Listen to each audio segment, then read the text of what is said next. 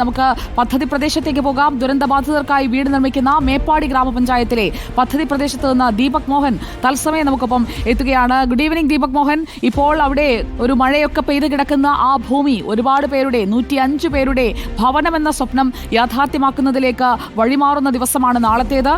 ഈ വീടുകൾ നിർമ്മിക്കുന്നതിൽ അതോടൊപ്പം തന്നെ വീടിന്റെ ഘടന അതെല്ലാം ഈ 105 പേരുടെയും താല്പര്യം കൂടി കണക്കിലെടുത്തുകൊണ്ടാണോ തയ്യാറാക്കിയിരിക്കുന്നത്?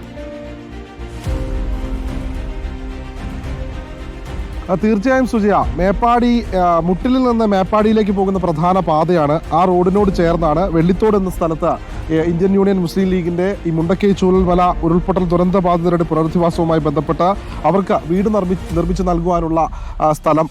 അതിന്റെ ദൃശ്യങ്ങളാണ് നമ്മൾ കാണുന്നത്. നിലവിൽ 11 ഏക്കർ ഭൂമിയാണ് മുസ്ലിം ലീഗ് ഇവിടെ ഏറ്റെടുത്തിരിക്കുന്നത്. അതിൽ തന്നെ 4 ഏക്കർ ഭൂമിയുള്ള ഈ സ്ഥലത്ത് ശിലാസ്ഥാപനവുമായൊക്കെ ബന്ധപ്പെട്ടുള്ള നിർമ്മാണ പ്രവൃത്തികളുടെ പ്രാരംഭഘട്ട പണികളെല്ലാം തന്നെ ഇപ്പോൾ ആരംഭിച്ചു കഴിഞ്ഞു. ഇതിന് തൊട്ടടുത്ത് തന്നെ ഈ വെള്ളിത്തോടിന് സമീപത്ത് തന്നെ മറ്റൊരു സ്ഥലത്തും, അതും പ്രധാന റോഡിനോട് ചേർന്ന് കിടക്കുന്ന സ്ഥലത്താണ്, അവിടെയും 7 ഏക്കർ ഭൂമി വാങ്ങിയിട്ടുണ്ട്. അങ്ങനെ മൊത്തം 11 ഏക്കർ ഭൂമിയിലായി 105 വീടുകളുടെ നിർമ്മാണ പ്രവൃത്തിയാണ് ഈ മുസ്ലിം ലീഗ് ആരംഭിക്കാനായി തീരുമാനിച്ചിട്ടുള്ളത്. നാളെ ഉച്ചയ്ക്ക് 2 മണിയോടുകൂടി മുട്ടിൽ യത്തീംഖാനയിലാണ് ശിലാസ്ഥാപന ചടങ്ങുകൾ നടക്കുക.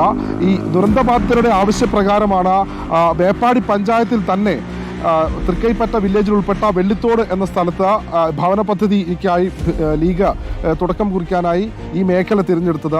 11 ഏക്കർ ഭൂമിയിൽ 1000 ചതുരശ്ര അടിയിലായാണ് വീടുകൾ നിർമ്മിക്കുക. അതോടൊപ്പം 2000 ചതുരശ്ര അടി വീട് നിർമ്മിക്കാനാവുന്ന വിധം ബലത്തിലായിരിക്കും അടിത്തറ ഒരുക്കുക എന്നും കഴിഞ്ഞ ദിവസം ലീഗിന്റെ നേതാക്കൾ ഉൾപ്പെടെയുള്ള ആളുകൾ നമ്മളോട് പ്രതികരിച്ചിരുന്നു. 3 മുറികളും ഒപ്പം അടുക്കളയും മറ്റ് സൗകര്യങ്ങളും ഒക്കെ ഉൾക്കൊള്ളുന്ന രീതിയിലായിരിക്കും വീടിന്റെ ഘടന. വൈദ്യുതിയും വെള്ളവും വഴിയും ഉറപ്പാക്കിയാണ് സ്ഥലം ഏറ്റെടുത്തത്. ഇപ്പോൾ നമുക്ക് ദൃശ്യങ്ങളിൽ കാണാം, 2 JCB കളുണ്ട്. ഇതിനങ്ങോട്ട് ഈ തൊട്ട് കാണുന്ന JCB ക്ക് തൊട്ടടുത്തുള്ള സ്ഥലത്ത് കാപ്പിത്തോട്ട മേഖലയാണ്. ആ ഭാഗത്തേക്കും നിർമ്മാണ പ്രവൃത്തികൾ ആരംഭിക്കും. ആ ഭാഗത്ത് ഏകദേശം 3 ഏക്കറോളം സ്ഥലം ഇനി നിരത്തിക്കഴിഞ്ഞാൽ ഇവിടെ വീട് നിർമ്മാണം എളുപ്പത്തിൽ പൂർത്തിയാകും. ഒപ്പം വൈദ്യുതിയും വെള്ളവും വഴിയും ഉറപ്പാക്കിയുമാണ് ഈ സ്ഥലം ഏറ്റെടുത്തത്. പദ്ധതി പ്രദേശത്ത് നിന്ന് കൽപ്പറ്റയിലേക്കും മേപ്പാടിയിലേക്കും ഒക്കെ എളുപ്പത്തിൽ എത്തിച്ചേരാൻ പറ്റും. ഇപ്പോൾ നമ്മളോടൊപ്പം മുസ്ലിം ലീഗിന്റെ ജില്ലാ ഭാരവാഹിയായ സമദ് ചേരുന്നുണ്ട്. എന്തൊക്കെയാണ് ഇനി ഈ ഉപഭോക്താക്കളെ നിങ്ങൾ ഏത് രീതിയിലാക്കിയാണ് തിരഞ്ഞെടുത്തത് ഭവന പദ്ധതിയിലേക്ക്?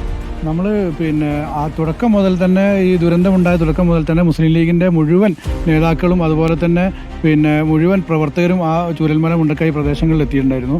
ഈ സമയം വരെ ഓരോ വിഷയങ്ങളിലും നിരന്തരം ഇടപെട്ടുകൊണ്ടിരിക്കുകയാണ് ഞങ്ങൾ.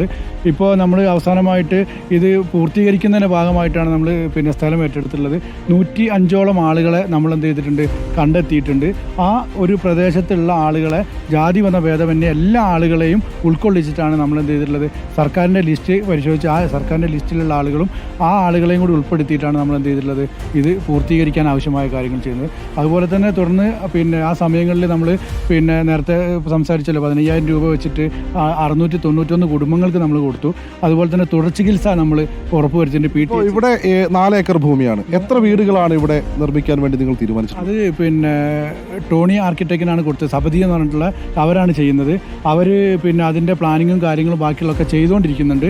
105 വീടുകൾ ഇത് രണ്ടിലും കൂടി ആയിട്ട് സെറ്റ് ചെയ്യാനും അതുപോലെ തന്നെ കളിസ്ഥലവും ബാക്കിയുള്ള സാധനങ്ങളും പാർക്കും കാര്യങ്ങളൊക്കെ ആയിട്ട് സെറ്റ് ചെയ്യാനുള്ള കാര്യങ്ങൾ, അതായത് ഒരു മിനി ടൗൺഷിപ്പ് മാതൃകയിൽ അല്ലെങ്കിൽ ഒരു വലിയൊരു വില്ല പ്രോജക്റ്റ് എന്ന രീതിയിലാണ് അവിടെ വിഭാവനം ചെയ്യുന്നത് എന്ന് വ്യക്തം.